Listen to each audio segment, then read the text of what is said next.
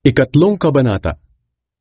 Nang hindi na kami makatiis dahil sa pananabik namin sa inyo, nagpasya kaming magpaiwan na lang sa Athens at isugo sa inyo si Timoteo.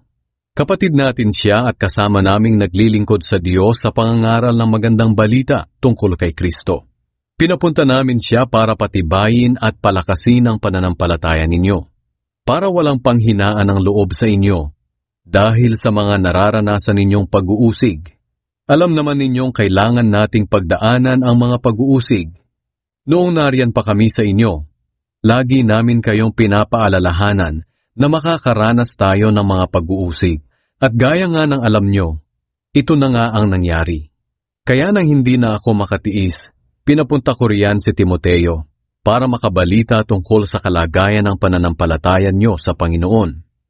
Dahil nag-aalala ako na baka nanaig na sa inyo si Satanas. At nasayang lang ang pagod namin sa pangangaral sa inyo.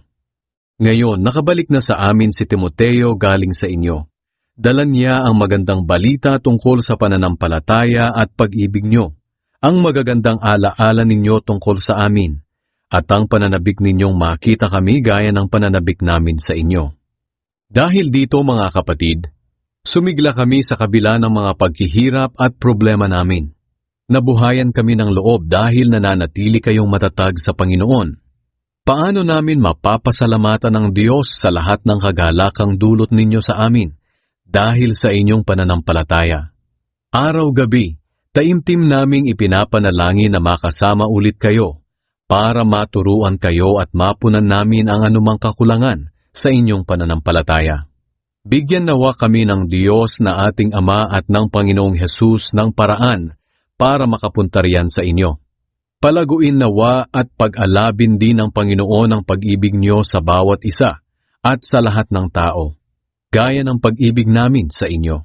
At dahil dito magiging malakas ang loob niyo, at magiging banal at walang kapintasan ang inyong buhay sa harapan ng ating Diyos Ama sa araw ng pagbabalik ng ating Panginoong Hesus, kasama ang mga pinili niya.